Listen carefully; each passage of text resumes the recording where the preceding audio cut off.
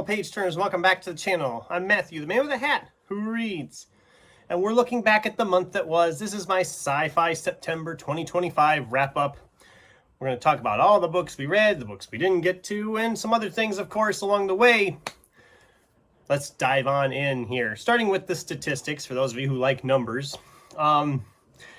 In September this year, we read 13 books. That was up 1 from last year when we read 12.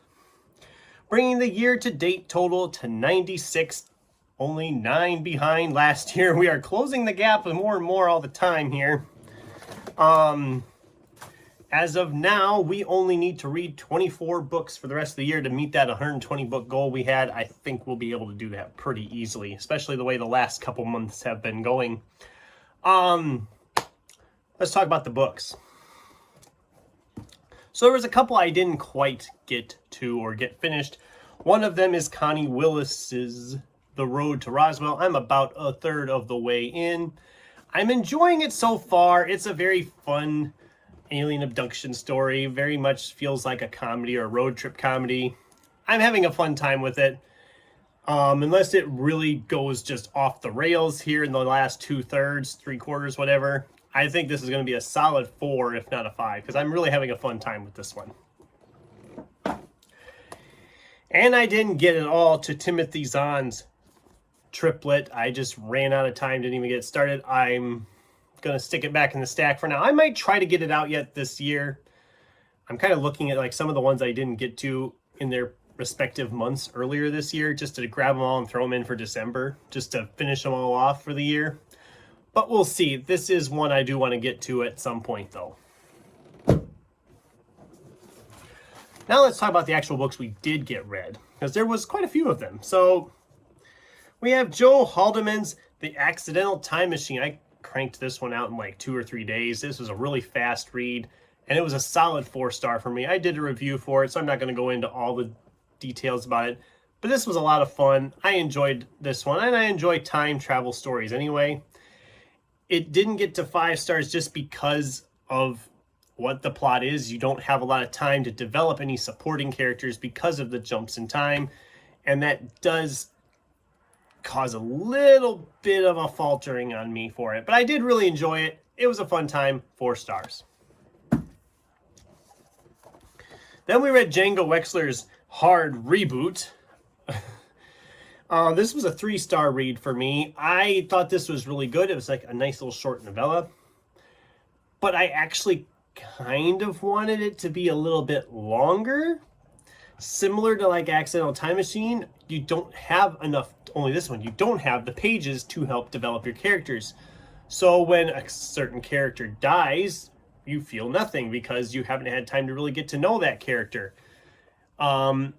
I liked the idea of like this futuristic Earth that's more just like a backwater slum, and that they build these robots and fight robots. It was a fun idea. I wanted this to be like a full-length novel. I think it would have worked better if it would have been fleshed out a little more. It was enjoyable. I didn't hate it or anything. But I did like it enough. I mean, I'm going to continue on with some Django Wexler. Like I said, I have another one by them in my collection ready to go. Then there was an ebook. This is The Intergalactic Interloper by De las Heras. This is probably the biggest misstep of the month. Well, I take that back. There might be another one we got to talk about in a little bit. But this book just, it's again very short. It's all like a novella about this alien spaceship that is landing on top of this apartment building. And then it says it's about this alien's interactions with the residents of this apartment building. No, it's not.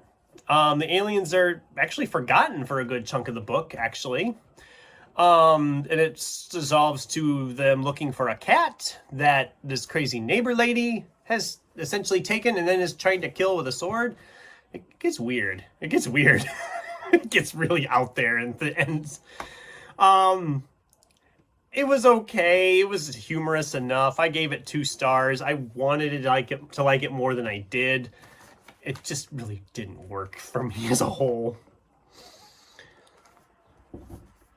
Alex Thompson's Spider Touch. I was intrigued as heck to read this book. And there's chunks of it I liked. I did give it 3 stars, but it does get awful bland at times. I don't even know how to describe why it gets bland. It's just that it gets so boring because we're getting these translations for their like finger speak stuff, and they never make complete sentences in said translations, and it just got very, very boring for a while. And certain things that were happening with certain characters, I was just like, okay, but why? Why are you doing this now? It didn't seem like it was the smart decisions. They weren't making smart decisions. And that bothers me considerably. Because I'm like, this is like the absolute worst time for you to do this thing. But I know some people have really liked this. I was really hoping to like it more. It just didn't quite hit the mark for me. It was a 3 star. It was okay. It wasn't anything great. It was just okay.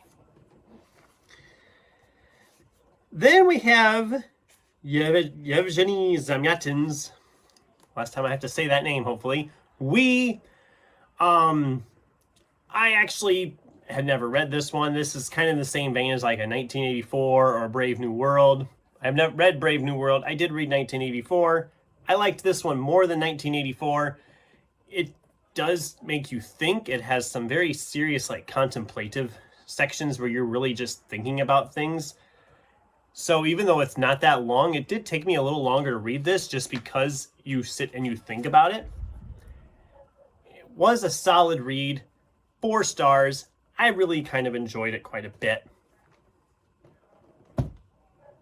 So then we read an ebook called Shambling Toward Hiroshima by James K. Morrow, picture over here. This was a fun, like, little historical fiction, sci-fi, monster movie making type deal. Novella, very short, but it felt really long. It felt drawn out, to the fact that I wanted it to be, I thought it was longer than it actually was because it just felt long. And the main character who's telling us the story, we kind of keep going to the present moment as he's writing this story down, and he's kind of, he's a tool, let's just put it that way. That kind of put a damper on it for me. It was okay. I gave it 3 stars. I don't ever have to read it again. It was fine. Then we've finished Ascension by Nicholas Binge. This is one I've been wanting to read for quite a while. I've heard really good things, and I really liked it. It was a 4-star read for me. I thought it had a little bit of the monotony going on when they were climbing the mountain. You can only read so much about people climbing a mountain freezing. A lot of weird stuff going on in this. It's a really just weird book. I liked how it was like established as these letters. I liked all that about it. It was good.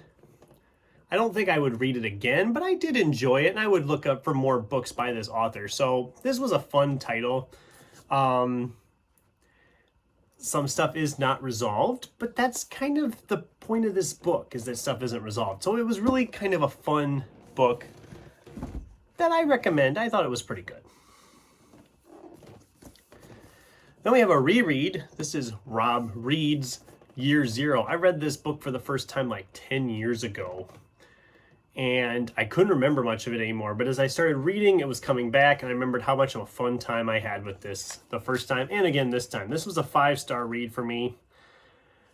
Essentially, aliens have come to Earth because they've realized that due to them enjoying and listening to Earth music all these years, they have a huge backload of copyright fees they have to pay. And it's enough to essentially bankrupt the whole galaxy 100 times over. It's a hilariously fun book.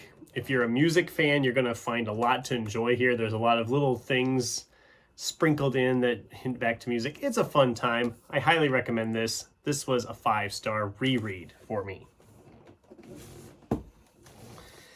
And speaking of 5 stars, this should surprise nobody. Dan Simmons, Hyperion.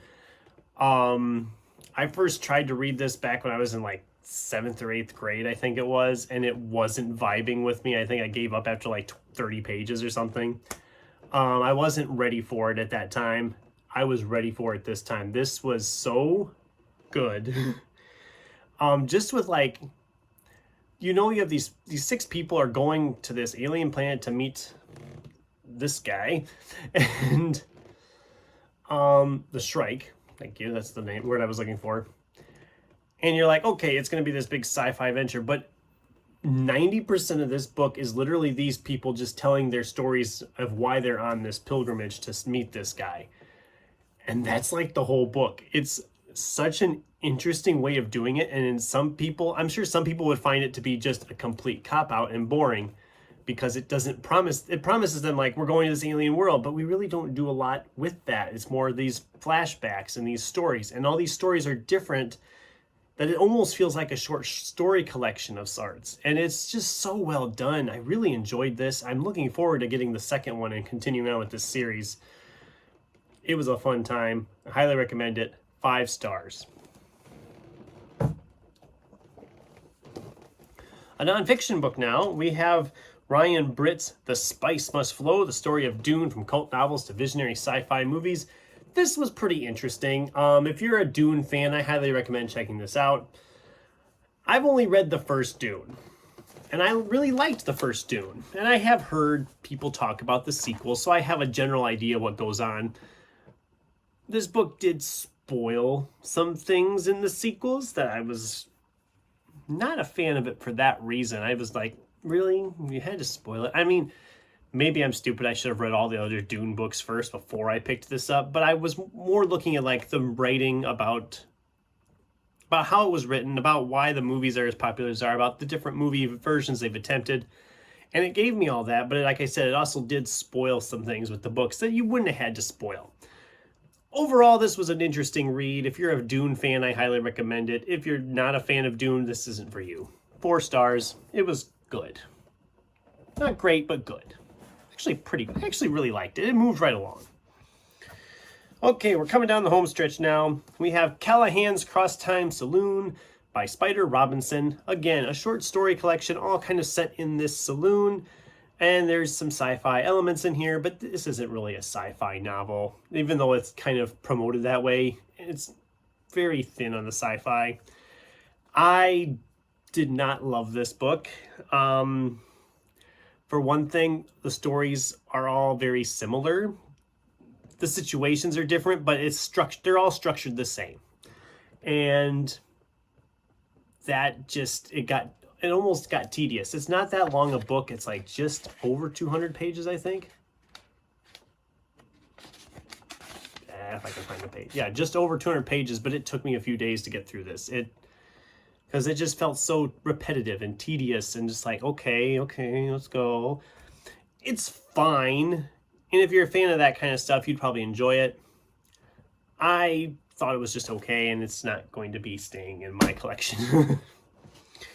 And another book that's not staying in the collection is Logic's Ultra 85. Oh my God.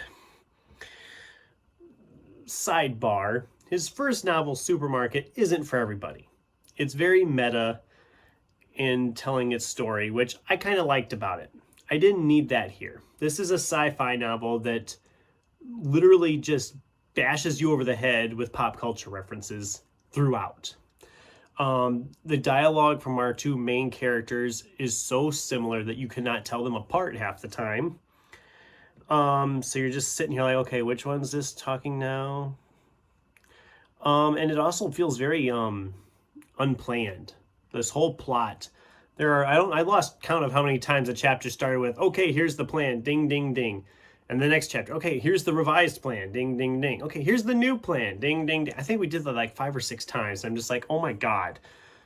I understand the characters are making up as they go, but you don't need to make us feel as we're reading like you're making it up as you go. You should have there should have been like a clear idea of where the story was going, and it didn't seem like that was the case. It's a fast read, and it's not terrible. It's just got some little nitpicks around it. The characters, like I said, are a problem, and you're questioning things that you shouldn't be questioning, and it just starts to fall apart. It's got some great concepts and great ideas, but as a whole, it's just not that good. It was a 2-star for me. Kind of a big disappointment because I really enjoyed Supermarket from him. And it makes me wonder if I should be rereading that and seeing if maybe that was just like a fluke and I don't like it. I don't know. That might be a plan for next year. Who knows? And we ended the month with our Sandman Slim reread, Book 9, The Kill Society. What can I say? I've been enjoying rereading this series. This was a 5-star read again. Still loving my time through here. I'm getting into one of my other favorites. This next one, Book 10, is another favorite of mine because it just builds right off of this one. And I'm getting to the point, these are the last, in my opinion, from my memories, these are the last good ones, great ones. Books 11 and 12 are not as good. That's just me. So, yeah, it was a good month of reading. And for my book of the month, it was obviously Hyperion. Loved this. Definitely check this out. But I'd love to hear what you guys think. Was I way off base on some of these books? Do these sound good to you? What is like your book of the month from September? I'd love to hear from you in the comments down below. Thanks for watching, and until next time, keep turning pages.